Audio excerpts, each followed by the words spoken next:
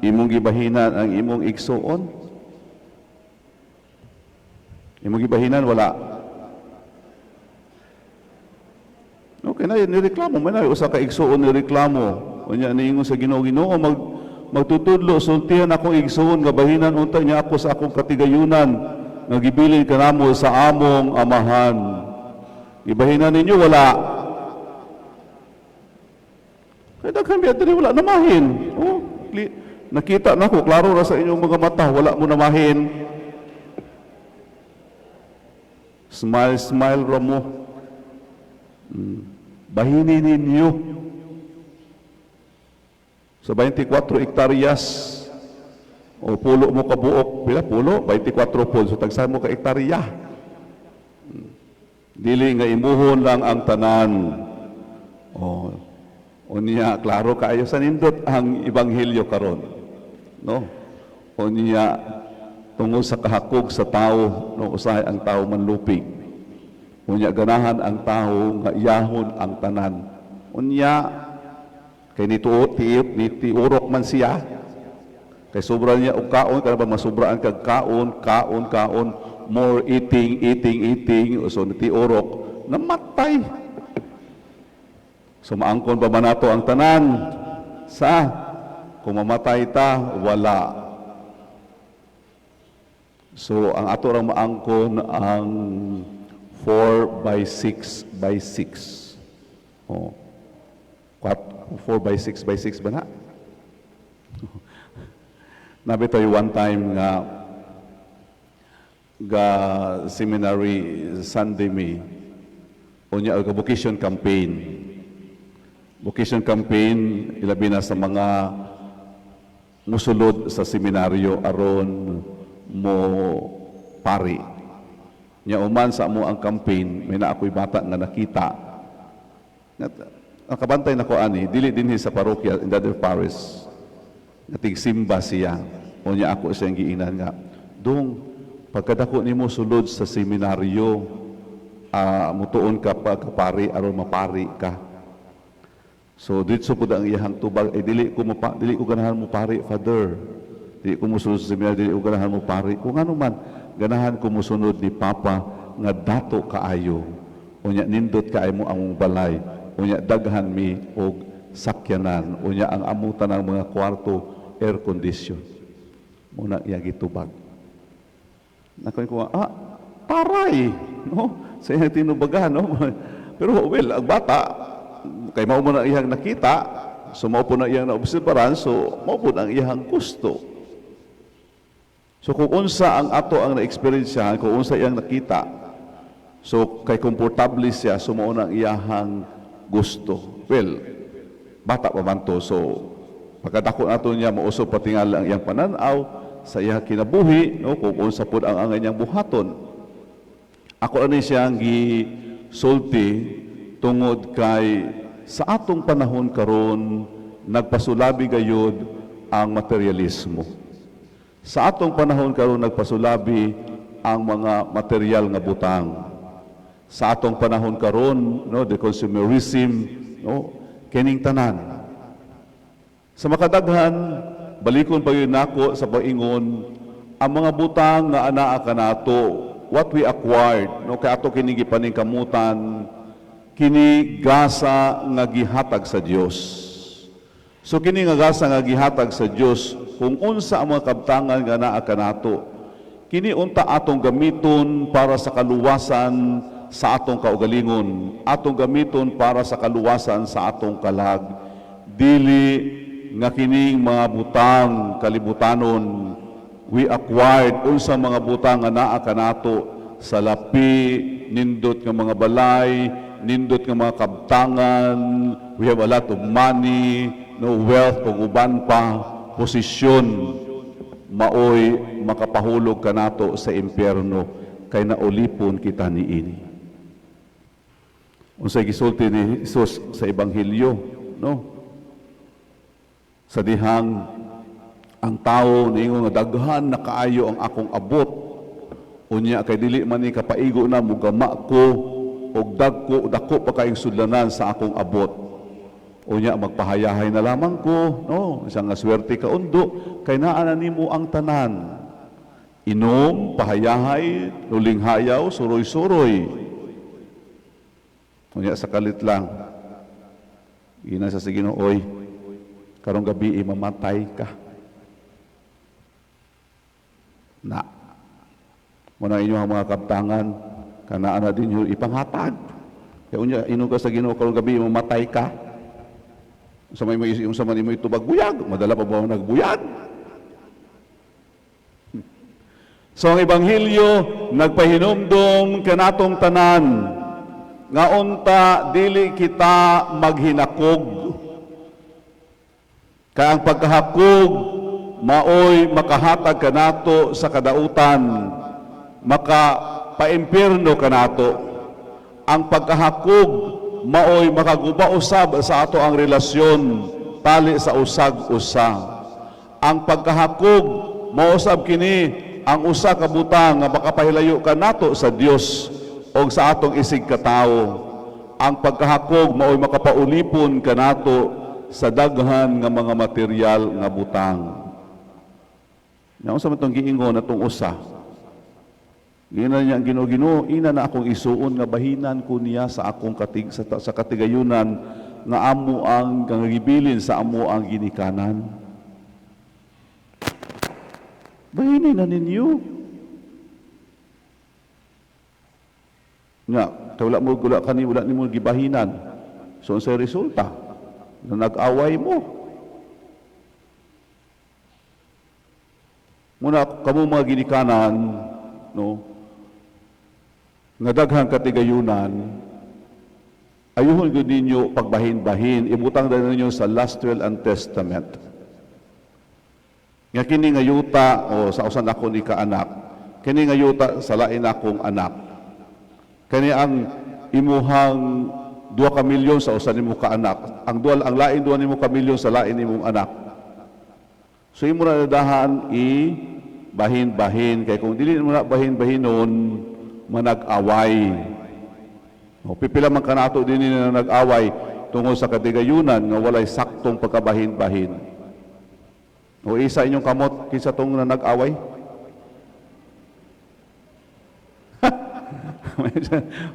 Kinsa po daw mo isa kamot sa mga nga. Oy. O pero kabalubya ko, daghan diri. O daghan diri sa simbahan, isulod simbahan nga. O nag-away.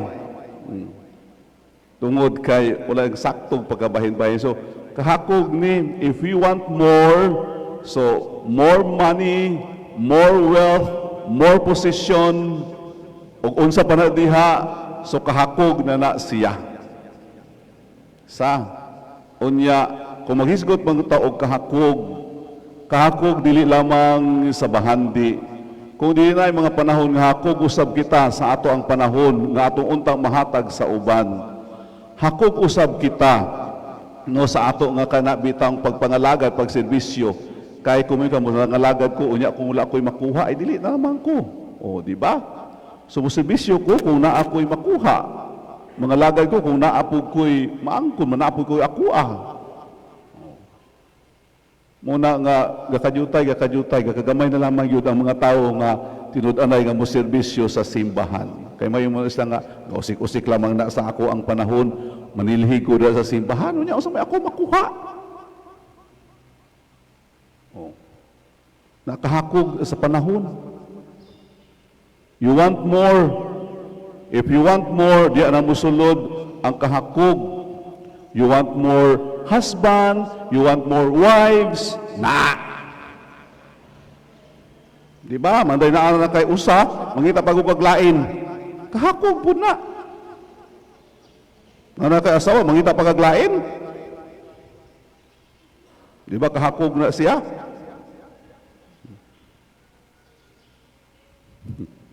So ang Ginoo nagpahinumdum, oy undo ayaw hinakog. Kay karong adlaw mupanaw ka. So ang importante nga mupaambit kita, muhatag kita. Unya ang tanan nga mga butang dili unta makapaulipod kanato. Ang pagkahakog wala kini gapasabot nga kato lamang anaa maoy hakog, no, nga kanang adunahan maoy hakog nga dili mohatag. Napoy mga pobre nga hakog. Pobre padaan, hakog pagyud ni samot.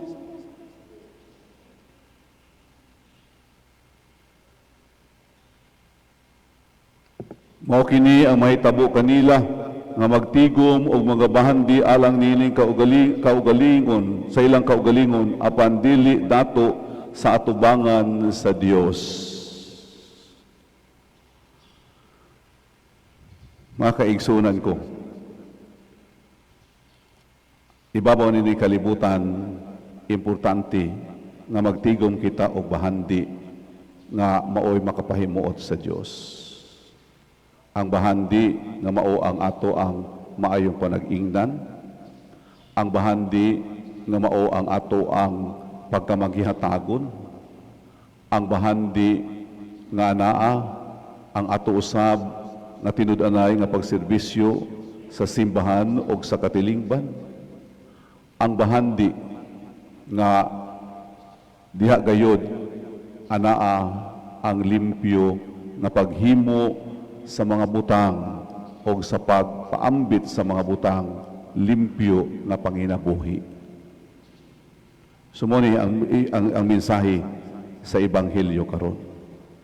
Usbuna ako, dili unta kita maghinako atong ipaambit, no, kung unsa nga naa kanato, and we will share equally. So pagawas nato unya karon sa simbahan, atong ihatag ang bahin, no, sa atong igsuon, ihatag ninyo. Unya kung naamoy daghan nga gipang stocks diya sa inyohang panimalay, mga sinako-sako nga mga bugas o mga humay, ipaambit na kay madunot biya na, uluron biya na siya. Sa ang uban wala. So ihatag ninyo ang uban sa kumbinto, o ang inyong mga bugas, o di ba? Ang inyong mga saging, o panghatag ninyo. Unya ka na inyong mga na nag-awas-awas na diya maski nagkalandrakas na nga mga tanom kay sige gyapon mo panguha o pamalit o mga tanom nga murag kalasangan na inyong panimalay, ipanghatag na idala sa kumbinto para magwapo ni ato ang simbahan. Aman. Oh. Ay dili na ako ihatag kay mahal ka ini ako ang orchids father. Hinakopya na, ano din umuhatag. O di ba? So ihatag na din yun, ipaambit para manindot, no? Ato ang palibot ng ato ang simbahan. So kini, the little that we have, kung kinasingkasing nato kini nga gihatag o ipaambit, malipay ang Dios. So kung unsa ang ato ang gihata o gipaambit, kanilang siya mo magani na nga dinhi sa parokya, mahimo lamang nato nga mopadayon kita sa ato ang mga gibuhat, mga proyekto o uban pa the physical improvement and arrangement of the parish tungod kay naay mga tao nga they are really generous. So salamat kaayo, no, kaninyo nga mga manggihatagon. So wala mo naghinakog. Naay mga tawo nga daghan pero gahulat rapod. O ayaw mo og hulat nga moadto ang pari ninyo kay kung muhulat mo nga moadto ang pari mo man Ginoo nya.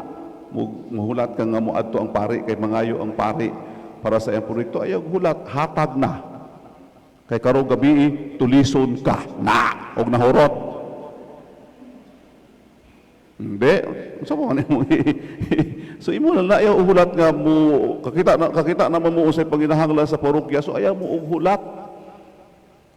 Kay kamong tanan na naglingkod dinhi mga puro mo mga milyonaryo, mga dunahan nanghatag mo, so umahuman dayon.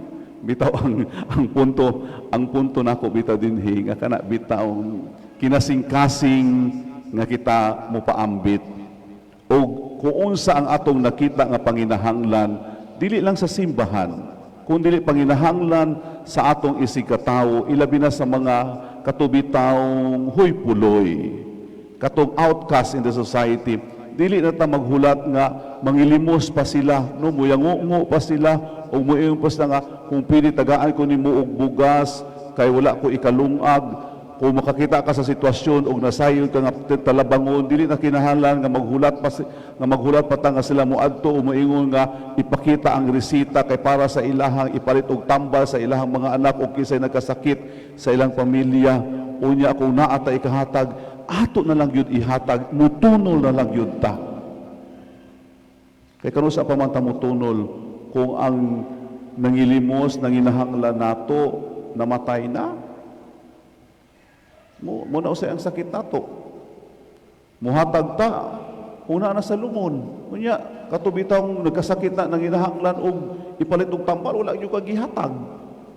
Unya, ang kanaan na sa lumon, mukuot yung kay, mo ipakita kung saan mo kalibo, nga ni butang ka sa limos, o sagog kalibo, aron mayon ang mga tao, naku, uday ang gilimos. Nya, katong nagkasakit na, ginihatag ang 5 tapos. Nga muhatag ta og bulak.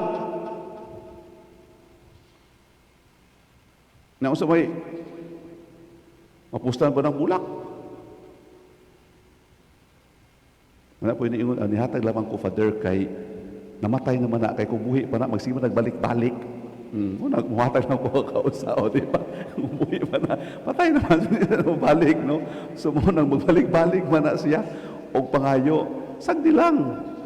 Maski magbalik-balik o pangayo, basta kay naara yung kay gikahatag. Tungo kay sa imong paghatag, the more that you receive. Kini siya. So ang akong punto nga dili lang yuta maghulat nga muyangongo ng mga tao kay balumanta sa panginahanglan o kay balumanta no sa sitwasyon. So kakita ta nga nanginahanglan na siya. So atong padayon ang pagtabang. Dili nga kita nagka panginahanglan unya na narabaho. Kabalo ka nga nanaguna na narabaho unya panginahanglan kaayo imo pag yung ipapahawa sa iyong trabaho. Ipapahawa sa imong trabaho kay wala ni butar nimo.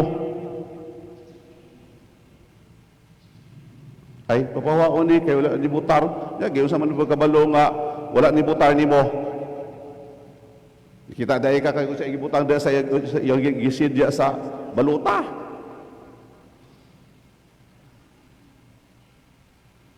O pila makabuok ro gipapahawa, kay wala ni butan.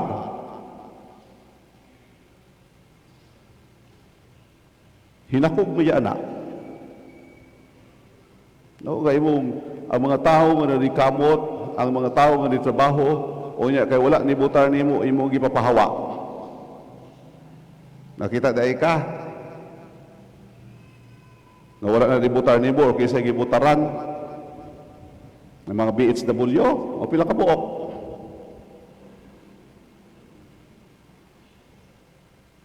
Nunya, ang uban, they are qualified, they are committed, naningkamot, nihatag silang panahon.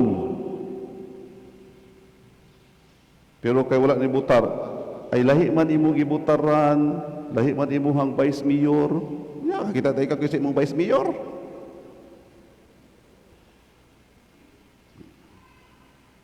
Nunya nanginahanglan man na og trabaho.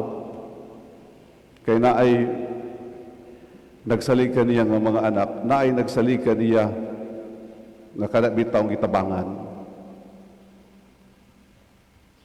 Oh well, the system that we have in our country sa mga sistema sa ato ang nasod mao mangyo na kung wala ka ni butar o Tom Jones ka o ikaw nga ni butar o pabilin ka, dili man nato tan-awon if he or she is qualified. Ug mayon ako kaninyo hinakog na siya. So sa pag-ingon ako, kung maghisgot ta og hinakog dakang klase sa pagkahakog, dili lamang sa mga kabtangan, sa lapi, no, sa ako nag-iingon, maski sa panahon, sa posisyon, no, sa ato ang pagpangalagad, paghatag sa ato ang time, o naay uban nga hakog niini. Pero ang usa mo gudayon nga ato ang kanabitaw kung may taghakog mo kuan mo gud sa mga butang ni kalibutan. So kanila nga ako ang pagpahinomdom ni ang mensahe sa ebanghelyo karon nga unta mo paambit kita. If we have more money, so we will also share sa uban, sa mga nanginahanglan o sa mga talabangon. Kaya ang Dios nagtan-aw sa ato ang gihimo. So katong mga maghihatagon, if you are generous, please continue to be generous. So thank you for your generosity. Katong naghinahinay pa nga nahimong generous, so paspasi aron mahimo mong generous. Katong dili generous, kamura. Ang Ginoo ay mag-igo, no? So I hope nga unta tagaan kita sa Ginoo sa kasing-kasing nga manggihatagon, kasing-kasing nga maluluyon. So usbon ako, dili unta kita maghinako kay ang tanan nga mga kaptangan ni ining kalibutan lumalabay lamang. Ang tinuod nga kaptangan mao ang kaptangan nga ato sa langit, ang ato ang pagsunod sa kabubuton sa Dios o ang ato gayud nga pagtamod sa Dios. Palihog